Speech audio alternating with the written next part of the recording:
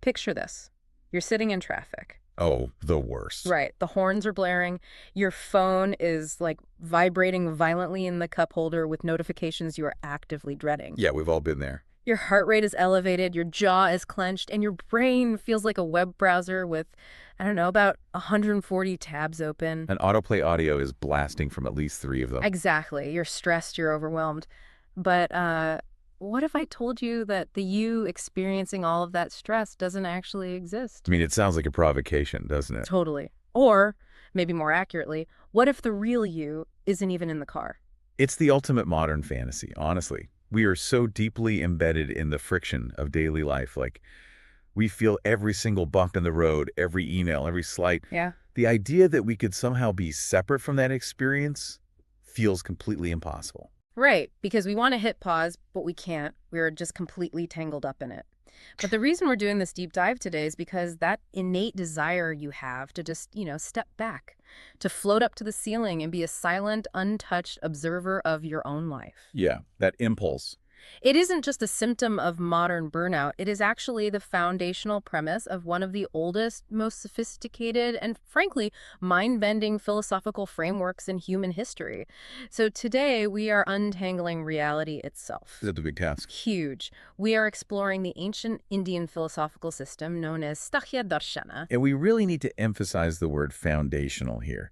When we talk about sāṃkhya, we aren't just talking about some niche spiritual offshoot. Right. We are looking at a system that took the highly mystical, poetic concepts floating around in the earliest Vedic literature and rigorously, almost with the precision of a physicist, categorized them into a complete theory of existence. And the mission of our deep dive today is to explore the absolute core of that theory, which is beautifully described as an unbound wedlock. Such a great phrase. It really is. It's the ultimate paradoxical cosmic romance. It's this eternal, necessary dance between two fundamental forces. First, you have Purusha, which is the pure spirit or consciousness. And then you have Prakriti, which is the material energy of nature. Right. We are going to figure out how these two totally different forces get together, how their interaction creates the universe and, like, your own mind. And most importantly, how understanding this can actually liberate you.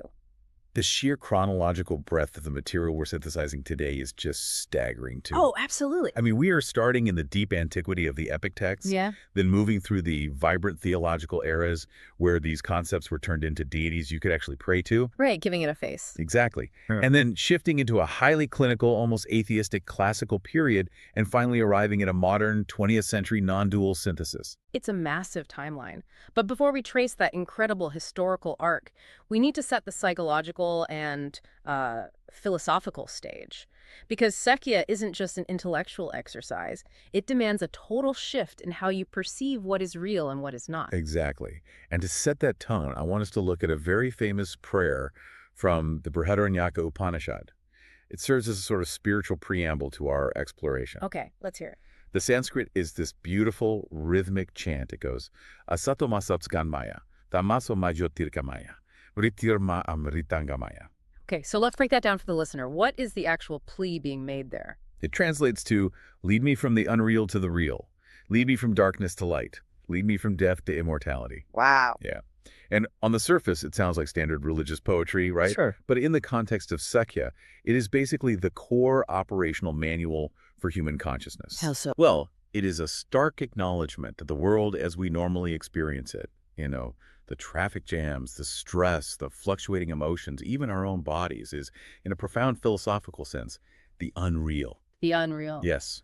It is the darkness. It is the realm of death, decay, and constant change. Which is, that's a tough pill to swallow when that traffic jam feels incredibly real to my blood pressure. Of course it feels real.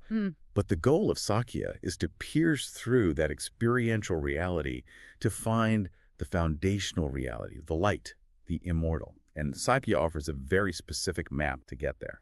And that map relies on understanding a concept called astitvavādī dvaitavādarūpēṇa. Yes. Which admittedly sounds incredibly intimidating if you don't speak Sanskrit. But let's demystify it. Astitvavādī essentially refers to an ontology, like a fundamental theory of existence. What is stuff made of? Exactly. And dvaitavāda means dualism. So sāṃkhya asserts an ontological dualism. This is a crucial starting point. Yeah. Sāṃkhya doesn't believe the universe is just one big soup of energy or that everything is just a single mind. Right. It asserts that at the absolute irreducible base of reality, there are two distinct, eternally separate categories. Right. It's not a sliding scale. It's not two sides of the same coin. It is two totally different things. Precisely. And that brings us to the main characters of this philosophy, the ultimate odd couple of the cosmos. On one side, we have Purusha. On the other side, we have Prakriti. Let's spend some serious time here, because if we don't understand these two, the rest of the universe literally makes no sense. Absolutely. So let's start with Purusha. Okay, so Purusha is described as the Prudotattva, the sole principle. But, and this is key, we have to completely discard our Western colloquial understanding of the word soul. Oh, for sure. When most people say soul, they're picturing a ghostly, ethereal version of their physical self that somehow retains their personality. Yeah, exactly. The idea that my soul is basically me, just transparent. Like, it still likes the same movies, still holds grudges, still has my weird sense of humor. Right, and in Sāṃkhya, that concept is entirely discarded, that ghostly personality. It's still considered physical matter, just a subtler form of it. Wait, really? Personality is matter? Yes, Purusha, the true soul, is defined as Sakshi Chaitanya. This translates to pure witness consciousness. It is an infinite, attributeless principle of sheer light. Attributeless. Let's sit with that word. Meaning it has absolutely no qualities. None. It's not happy. It's not sad. It's not intelligent, because intelligence implies a process of thinking. It's not tired. It's not energized. Precisely. It is completely devoid of psychological traits. And the most critical defining characteristic of Purusha is that it is akartu, The non-agent. the non-agent. Yes. It does not act. Yeah. It does not do anything whatsoever. Yes, It is entirely inactive. Okay. It is distinct from the mind, the ego, and the intellect. It does not participate in the physical or mental world at all. It simply provides the light of awareness. It is the sheer, raw capacity to experience. It is the observer, the drashta. Okay, I have to jump in here, because this is where modern Western philosophy and Sāṃkhya violently collide. I mean, I think of René Descartes. Ah, yes. Cogito ergo sum. Exactly. The foundation of Western rationalism. I think, therefore I am. Descartes basically equated his existence with the action of his mind. If I am thinking, I exist. But Sāṃkhya is saying the exact opposite. Totally. Sāṃkhya is saying, I am the silent thing that watches the thinking happen. That is a brilliant juxtaposition, yes. In Sāṃkhya, your thoughts are not you. Your logic, your memory, your internal monologue complaining about the traffic, none of that is Purusha. Wow. If you can observe a thought passing through your mind, then by definition you cannot be that thought. You are the space in which the thought occurs. Purusha is the silent, perfectly still camera lens capturing the movie. All right, so if Purusha is just the silent camera lens, what on earth is the movie? What is all the noise and the action and the stress? That is the domain of the second half of our dualism, Prakriti. Okay, let's get into Prakriti. Prakriti is the nature principle, the material matrix. If Purusha is consciousness without energy, Prakriti is energy without consciousness. Interesting way to put it. It is the executive power, the Shakti. It is the vibrant, kinetic, endlessly shifting energy that serves as the root cause of all manifest creation. So literally everything that is not the silent watcher is Prakriti. Yes. My physical body is Prakriti. The car I'm driving is Prakriti. Yeah. But also, and this is the tricky part, my intellect is Prakriti. My ego is Prakriti. My emotions are Prakriti. Yes. In this framework, thoughts and emotions are considered material. That is so wild to think about. They are subtle matter, but they are matter nonetheless. They are part of nature. But here's the profound catch. Prakriti on its own is completely insentient. Meaning unconscious. Right, it is unconscious. It is described in the texts as blind, inert, and mechanical. Wait, my intellect is unconscious. That sounds like a contradiction. How can my ability to, solve a math problem be unconscious? Think of artificial intelligence. A supercomputer can process billions of calculations, solve complex equations, and even generate art. But there is no someone home. Ah, I see. The computer does not experience solving the math problem. It is just blind mechanical energy moving through a system. That is Prakriti. Infinitely complex, capable of massive intelligence and action, but entirely dark on the inside. Wow, okay, that actually makes perfect sense. So you have Purusha, a pure watching awareness that can't do anything. Yeah. And you have Prakriti, A blind, brilliantly complex machine that is constantly doing everything. Exactly. But how do we get the reality we actually experience, where we seem to be both aware and acting? And this brings us to the core concept, the unbound wedlock. The spark of empirical existence happens when these two entirely separate entities come into proximity. Proximity, just being near each other. Yes. Prakriti needs the reflection of Purusha's consciousness to create life and experience. It's like a mirror. Exactly. When the pure inactive light of Purusha reflects upon the complex, mechanical mirror of Prakriti's intellect, an incredibly convincing illusion is born. An illusion. The insentient matter of Prakriti suddenly appears to be conscious, and the inactive spirit of Purusha suddenly feels like it is acting. From this reflection, Prakriti begins its massive outward evolution. Okay, I am tracking with the mechanics of this, but I have to push back hard on one point. We keep calling Purusha the master, the lord of nature. But if the soul literally never acts, never intervenes, and has no attributes, isn't it just a cosmic couch potato? A cosmic couch potato. I love that. I mean, right, it's just sitting there passively while Prakriti does all the work. How can it govern anything if it is completely passive? It is the most common critique of sāṃkhya, and the philosophers of ancient India grappled with it deeply.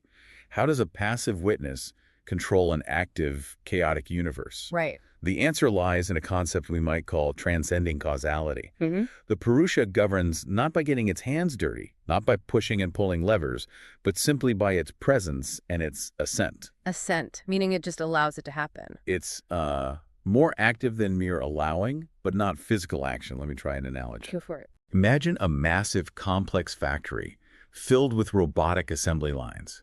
The factory is totally dark. Nothing is moving. The robots are perfectly capable of building cars, but they are inert. Okay. Then, the owner of the factory walks in and simply flips the master breaker switch to turn on the electricity. The owner doesn't walk up to a robot and manually move its arm. Right. The owner doesn't assemble the cars, but merely because the owner provided the power, the animating spark, the entire mechanical system springs into frenetic, purposeful action. Oh, that's good. I actually want to take that analogy even further into the realm of modern science, because it reminds me entirely of the observer effect in quantum mechanics. Yes. Right? You have an electron that exists only as a wave of probability, like this spread out chaotic potential. It isn't a solid thing. But the exact second a conscious observer measures it, the wave function collapses and it becomes a specific particle in a specific location. The observer didn't reach out and grab the electron. They didn't do anything physical to it. Just the sheer act of pure observation forced the chaotic energy to snap into a defined reality. That is a phenomenal parallel. And many modern physicists who have studied Eastern philosophy, like Erwin Schrödinger, made that exact connection. Oh, really? Yes, Purusha doesn't act. It collapses the wave function of Prakriti just by witnessing it. Without the Purusha's light, Prakriti's mechanical energy remains blind and dormant. And the wedlock is unbound because they never actually merge. The light doesn't become the machine, the observer doesn't become the electron. They remain eternally distinct, interacting only through proximity. Precisely. Now, having established this incredibly abstract, highly technical ontological dualism, we have to ask a historical question. Right. How did humanity come up with this? We aren't talking about modern quantum physicists. We are talking about ancient sages living thousands of years ago. We need to transition out of the pure theory and look at the history. Let's travel back to the original era, what the texts call the Mala Sāṃkhya. Right. So to find the formal, rigorous categorization of these ideas, we have to look to the great epics and Puranas. Okay. The foundational concepts are floating around in the Vedas, but they really crystallize into a philosophy in texts like the Mahabharata. Specifically the Shanti Parva, which translates to the Book of Peace. And for context for our listeners, the Mahabharata is the longest epic poem ever written. It's a massive saga about a catastrophic civil war. Yes. And right in the aftermath of this devastating war, we get the Shanti Parva, which is basically a giant encyclopedia of statecraft, ethics, and deep metaphysical philosophy. Within this section, we find extensive philosophical dialogues. The traditional term is Tarka-Vidya-Sabandhan-Savada dialogues concerning the science of reasoning. What fascinates me is who is having these dialogues. You have an exchange between the great sage Vasishtha and King Karalajanka. You have another incredible debate between the sage Yajnavalkya and King Janaka. That one is key. Yeah, think about King Janaka. He is an emperor.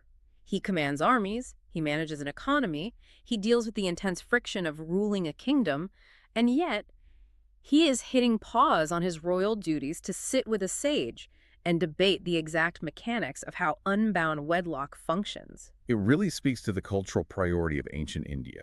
The ultimate reality wasn't an academic side hustle, it was considered the highest knowledge a ruler could possess. Incredible. In these texts, Janaka and Yajnavalkya debate the nature of the Kshetra and the Kaityaja. The field and the knower of the field. Yes, the field is Prakriti, the vast expanding matrix of the empire, the physical world, the mind. The knower of the field is Purusha. Okay. The sage is teaching the king that to rule effectively without being destroyed by the stress of the kingdom, the king must realize he is the untouched knower of the field, not the field itself. That is profound leadership advice, honestly. But there is another origin narrative for Sāṃkhya that is far more intimate than an emperor and a sage. It comes from the Srimad Bhagavata Mahapurana in a section called the Kapilopadesha. Ah, yes. This is one of the most beautiful dialogues in all of Indian literature. It is an exchange between the sage Kapila, who is traditionally revered as the original founder of Sāṃkhya philosophy, and his own mother, Devahuti. A mother asking her son for the ultimate truth of the cosmos. It's so moving. She approaches him not just as a mother, but as a student, saying essentially, I am exhausted by the illusions of this material world. Explain to me the characteristics of the Supreme Person and his energies. How did all of this creation happen, and how do I get out of it? And Kapila's response forms the absolute bedrock of the philosophy. He maps out the unmanifested eternal combination of the three modes of nature. He calls this root matter pradhana, which is synonymous with prakriti. Got it. He explains how the material world evolves and how the soul must untangle itself. Now, there's a massive historical and philosophical detail here that we cannot gloss over. When we look at this original era, the Mola Sāṃkhya found in the Mahabharata and the Puranas, it has a very specific flavor. It is deeply Sīśvara. Meaning, with Ishvara, it is a theistic Sāṃkhya. Yes. In its earliest formulations, this dualism wasn't just two raw principles interacting in a void. There was a supreme God, an Ishvara, presiding over the entire process. A divine overseer. Exactly. Purusha and Prakriti were seen as the two natures or energies of this singular supreme being. The supreme God was the overarching intelligence orchestrating the cosmic dance. In the Bhagavata Purana, Kapila himself is worshipped as an avatar, an incarnation of that supreme Godhead, explaining the mechanics of his own creation to his mother. So early Sāṃkhya has this immense spiritual warmth. It's embedded in epic poetry. It has an overarching loving God. It features mothers and sons seeking liberation. Very relational. Right. But let's step back and look at human psychology. Discussing the Kshetra as an attributeless, inactive witness consciousness is incredibly dense. If you are a farmer in ancient India, or a merchant, or a soldier, how do you pray to an inactive non-agent? You can't. You can't. Human beings need a face. We need a relationship. We need like a user interface for the divine. Which is exactly how the philosophical framework of Sāṃkhya evolved into the vibrant theological traditions we see in later Hinduism. The spiritual geniuses of India recognized that abstract metaphysics doesn't win hearts. No, it doesn't. So they took the ontological dualism of Purusha and Prakriti and draped it in the most astonishing, poetic, visually arresting mythology. Let's look at how this played out in Saivism and Shaktism. They took the cold, abstract concept of Purusha, the silent, motionless witness, and personified it as the great god Shiva. Yes. And they took the dynamic, endless, blind energy of Prakriti and personified it as the goddess Shakti. The visual representations of this in texts like the Matsya Purana and the Shiva Mahapurana are just breathtaking. To explain the unbound wedlock to the common worshipper, they developed the iconography of Ardhanarishwara. Ardhanarishwara, the Lord who is half woman. Precisely. Imagine a single divine figure, split perfectly down the middle. Right. The right half is male Shiva, representing the Purusha. He has matted locks, a crescent moon in his hair, a calm, detached asceticism. The silent witness. Exactly. The left half is female Shakti, representing Prakriti. She is adorned with beautiful ornaments, vibrant clothing, representing the dynamic, abundant energy of nature. It is a stunning visual metaphor because they aren't two separate statues holding hands. They share one body. They do. It perfectly communicates the paradox of the unbound wedlock. They are completely distinct principles, male and female, consciousness and matter, stillness and motion, yet they are entirely inseparable in the manifestation of reality. You cannot have the universe without both halves. And this theology comes alive even further in the concept of the cosmic dance, which is central to Saiva Siddhanta. The texts describe the Chitakasha, the boundless field of cosmic experience or consciousness. And who is dancing this field? The dancer, the pure awareness that grounds reality is Shiva, the Purusha. But the dance itself, the rhythm, the movement, the creation and destruction of stars and galaxies, that is Shakti, the Prakriti. Wow. How can you tell the dancer from the dance? The Purusha is the stillness making the motion possible. It's beautiful. But the Sāṃkhya operating system wasn't just adopted by the Saivites.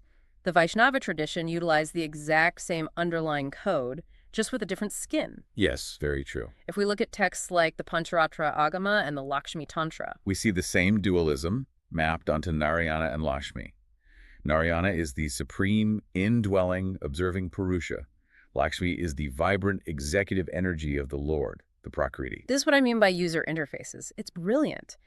If you resonate with asceticism and cosmic destruction, you log into the Sāṃkhya operating system through the Shiva Shakti portal. Right. If you resonate with preservation, divine order, and opulence, you log in through the Narayana Lakshmi portal.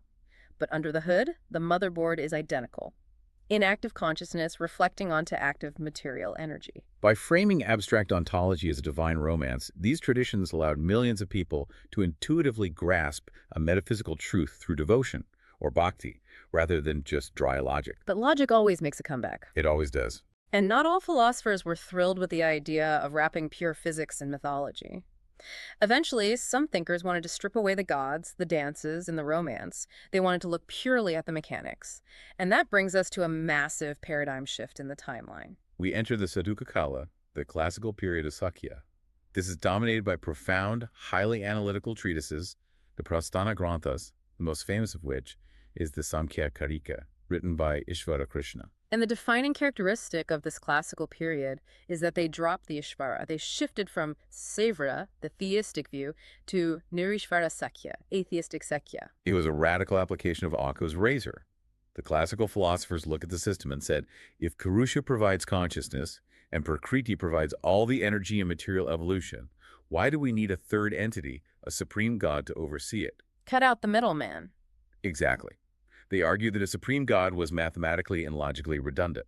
The mechanics of the dualism are entirely self-contained. But removing God creates a massive logical headache. If you don't have a divine matchmaker bringing spirit and matter together, how do they interact? How does a totally blind, unconscious energy cooperate with a totally paralyzed, inactive consciousness? To explain this seemingly impossible cooperation, the classical atheistic philosophers devised one of the most famous analogies in all of Eastern philosophy. Yeah. The Anhapangu Nyaya, the axiom of the blind and the lame. I love this analogy, but we really need to dissect it because it is full of traps. It is. So the analogy goes like this. Imagine two men are traveling together with a caravan and they get abandoned in a dangerous, dense forest. One man is completely blind. He has incredibly strong legs. He can carry heavy loads, but he cannot see a thing. Okay. The other man has a perfect 20/20 vision, but he is completely lame. He is paralyzed from the waist down and cannot move an inch. Mm-hmm. Individually, they are entirely doomed. The blind man, despite his strength, will eventually walk off a cliff, stumble into a fire, or be unable to find food. The lame man, despite his perfect vision, will simply sit under a tree and starve to death because he cannot forage. Right. But they realize that if they combine their strengths, they can survive. The blind man, who represents Prakriti raw power, endless capability, but completely devoid of awareness, hoists the lame man onto his shoulders. The union. The lame man, who represents Purusha, pure, unadulterated vision and consciousness, but completely incapable of action, rides on top. He points and says, "Go left around that boulder. Stop, there's a ditch. Walk toward those fruit trees." Together, they navigate the forest. Ishvara Krishna writes in the Sāṃkhya Karika, for the perception of nature by the spirit, and for the isolation of the spirit, there is a union of both, like that of the halt and the blind, and from the union proceeds evolution. It paints a perfect picture. But here is where I want to play the skeptic, because this is a glaring logical plot hole. Let's hear it. The philosophers of ancient India must have seen this. The analogy relies on the two men agreeing to help each other. The lame man has to say, "Hey, pick me up." The blind man has to hear it and agree. They have to form a pact. Exactly. And that is the paradox. Because, according to Sāṃkhya's own strict definitions, Prakriti is utterly insentient. It has no mind to agree to anything. And Purusha is absolutely inactive. It cannot speak, it cannot signal, it cannot initiate a pact. If one is totally unconscious and the other is totally inactive, how do they ever coordinate to get the lame guy onto the blind guy's shoulders in the first place? This was the intellectual crisis of classical sāṃkhya. The atheistic model relied on proximity alone, the idea that simply by being near each other, the blind and the lame naturally fall into this arrangement without communication. Which is a huge leap of faith. Right. Logically, that falls apart. It demands a miracle of coordination between two entities that cannot coordinate. So how did they solve it? Many later commentators and critics from other philosophical schools like Vedanta hammered on this exact plot hole. They argued that the atheistic model was ultimately incoherent. To resolve the paradox, they insisted that you have to return to the deeper Vedic insights of the earlier era. You must have an adhikara-devata. A presiding deity. Yes, a supreme intelligence, an external transcendent God who acts as the matchmaker. The adhikara-devata takes the lame man and physically places him on the shoulders of the blind man. I see. Without that third-party intervention, the initial union of totally disparate ontological realities cannot be rationally explained. The attempt to strip God out via Occam's razor actually made the system more complicated and less logical. That is fascinating. The attempt to be purely scientific eventually curved right back around to requiring the divine. But let's bring this abstract debate about blind men and invisible gods down to something the listener can actually use. sāṃkhya maps this cosmic paradox directly onto human psychology. It does. Let's translate the blind and the lame into how you experience your own mind every single day. Let's do it. The lame spirit, the pure inactive purusha, is the root of your subjective I amness. The Sanskrit term is ahava. Ahava, the feeling of I am. Just the bare, naked feeling that you exist. Not, I am a podcast host or I'm tired, just I am. Exactly. It is the localized, subjective feeling of pure presence. That is the lame seer riding on the shoulders. Now, the blind matter, the prakriti, is the objective thisness. The Sanskrit is idabhava. Idabhava, meaning everything that can be observed. This thought, this physical sensation of the steering wheel in my hands, this feeling of anxiety in my chest. Yes. Idabhava is the entire materialized reality. Every waking moment of your life is the blind matter of thisness being ridden by the lame spirit of I amness. And the source of all human suffering, the reason you were stressed in that traffic jam, is a profound case of mistaken identity. The writer forgets who he is. But precisely. The I amness gets confused by the reflection. It starts identifying with the blind matter it is riding. Oh. Instead of observing, there is a feeling of anxiety in this body, the mind says, I am anxious. Instead of observing, there is a pain in this knee, the mind says, I am broken.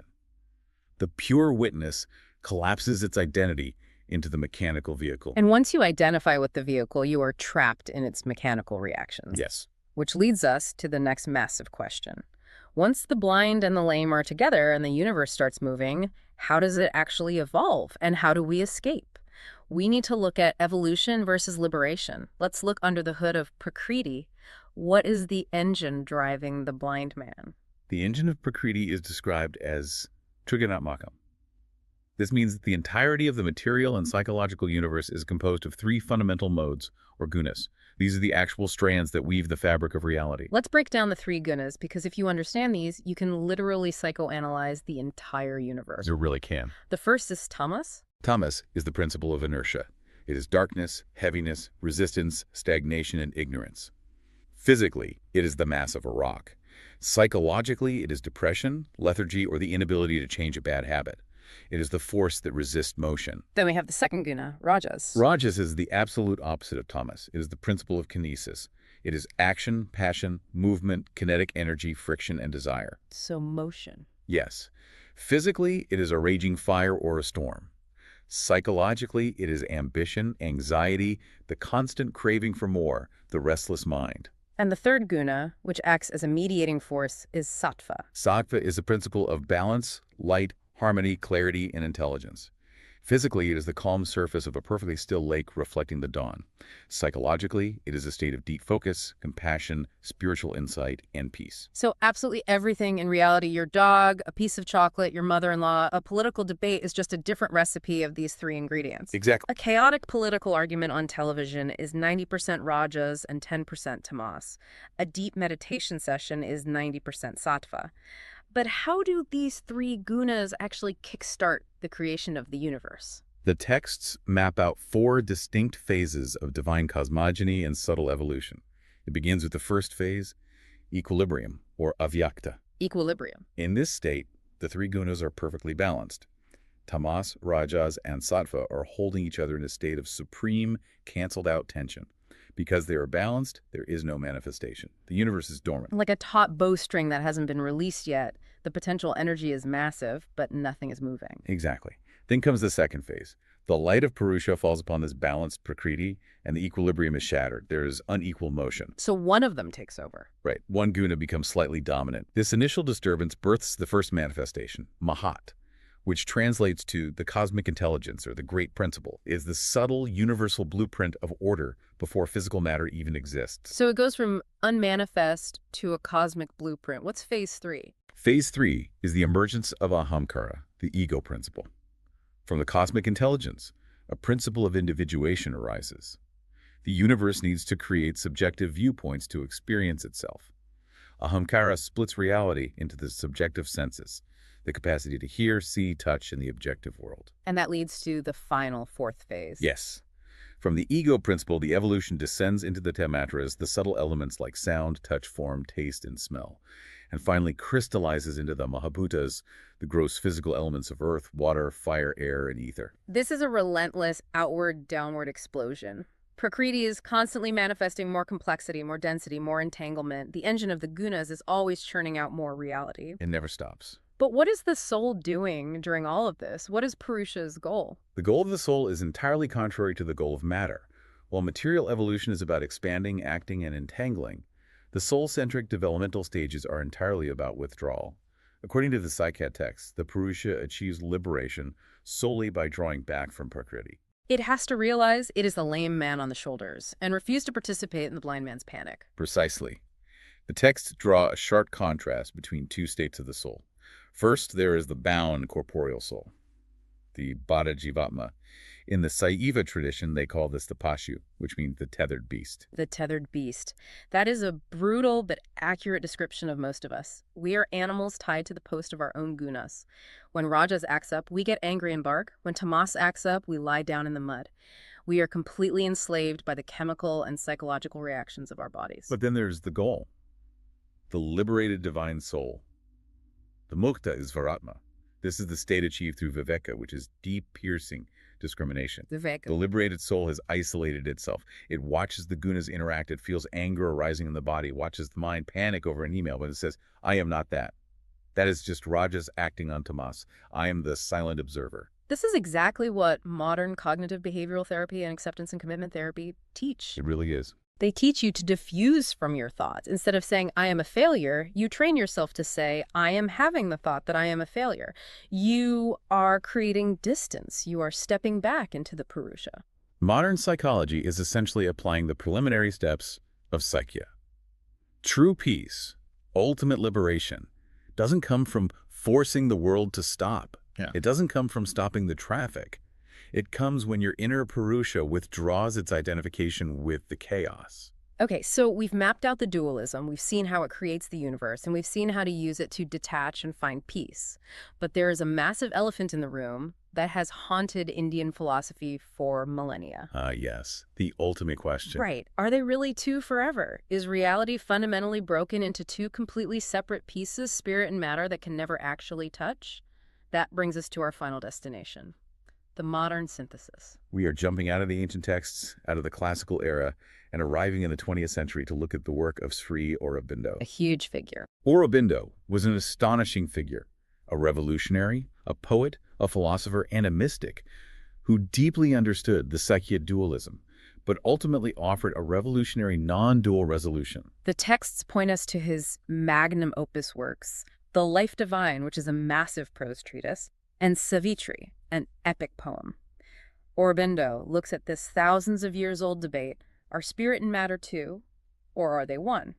And he essentially answers, it depends entirely on your vantage point. Yes, Aurobindo doesn't throw sāṃkhya away. He acknowledges that the sāṃkhya dualism is absolutely phenomenologically real in our direct inner experience. Right. When you practice mindfulness, when you step back from your anxiety, you do experience a profound split. Yeah. You feel yourself as the watcher, separate from the active nature. He calls these pragmatic truths. They are operationally true for us right now. But, and this is his brilliant paradigm-shifting pivot, he argues that this dualism is not the ultimate, absolute final reality. In The Life Divine, he explains that the duality is a double status accepted only for the operations of self-manifestation. Let's unpack that phrase carefully. A double status accepted for the operations of self-manifestation. What is he actually saying? He is saying that fundamentally the universe is a singularity. It is one infinite, undivided divine reality, a non-duality. Okay. However, an undivided singularity cannot experience anything. To have an experience, you need a subject and an object. You need a watcher and a thing being watched. That makes sense. So in order to play the game of creation, in order to manifest the cosmos and experience the joy of existence, the ultimate singularity willfully pretends to be two. It takes up a double status. It splits itself into Purusha and Prakriti. It's like, well, if I am the only person in a room and I want to play a game of chess, I have to play both sides of the board. Yeah. I have to sit in the white chair, make a move, and then run over to the black chair and pretend I don't know what white's strategy is. For the game to be real, for the manifestation to occur, I have to accept a double status. I have to forget temporarily that I am playing myself. That is a perfect analogy. Aurobindo asserts there is no eternal separateness between the soul and nature. The consciousness of Purusha and the dynamic energy of Prakriti are just two poles of the exact same ultimate reality. Beyond the duality, there is a singularity. That completely heals the rift. In classical sāṃkhya, the goal is to basically amputate yourself from the world, to escape nature completely because nature is blind and alien. But Aurobindo is saying, no, nature is just the other half of yourself. You don't have to ultimately reject the world. And he frames this unifying force through the concept of the incarnate word, the logos, the Brahman. In his epic poem, Savitri, he writes with such beauty about how the Supreme Master, the Purusha, doesn't just stay aloof on a mountaintop watching the blind man stumble. What does he do? The Purusha comes down into the creation. Aurobindo writes that the Master becomes the immortal child in each soul. He's born in time in the fleeting years. The immortal child in each soul. Wow. It takes this cold, clinical, inactive witness of the classical period and transforms it into an intimate, evolving divine presence within every single human being. It really does. It means the unbound wedlock isn't just an accident of proximity. It is a divine romance where the two lovers are ultimately discovered to be the exact same being playing hide and seek. It is a breathtaking evolution of thought.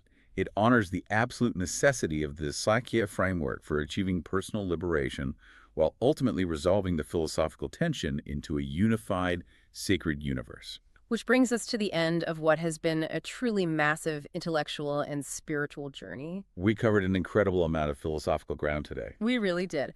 Let's trace the arc one last time.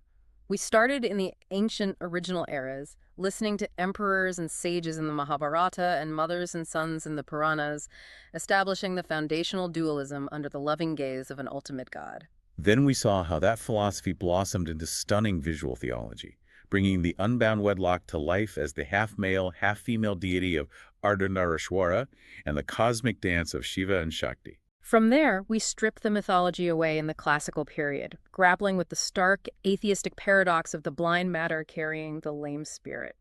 We looked under the hood of reality, dissecting the three gunas, the inertia, the kinesis, the balance that drive our universe and our anxiety. And finally, we arrived at the profound modern synthesis of Sri Aurobindo, realizing that this grand, painful duality is ultimately just a temporary, pragmatic game played by a single divine reality experiencing itself. It totally changes how you view your own mind, doesn't it? It isn't just an ancient historical curiosity. It is a live blueprint of human consciousness. It is deeply practical, and I think it leaves us with a very profound psychological question to consider in our everyday lives. Let's bring it all the way back to the beginning. You are sitting in that traffic jam, the horns are blaring, the emails are piling up, you are feeling that surge of rajas, that kinetic anxiety flooding your system. You feel entirely overwhelmed by the blind, mechanical chaos of Prakriti. When that happens, can you remember the unbound wedlock? Can you remember that the deepest, truest part of you is the lame spirit, the untouched observer? Yeah. Can you consciously choose to withdraw your consent from the panic? Can you step back into the pure light of the Purusha and simply watch the cosmic dance unfold without needing to control it? It is a radical proposition. It's the ultimate hack for reality. Something to seriously mull over the next time you feel like the world is closing in on you. Thank you so much for joining us on this deep dive. Stay curious, keep questioning the fundamental nature of your own reality, and we will catch you next time.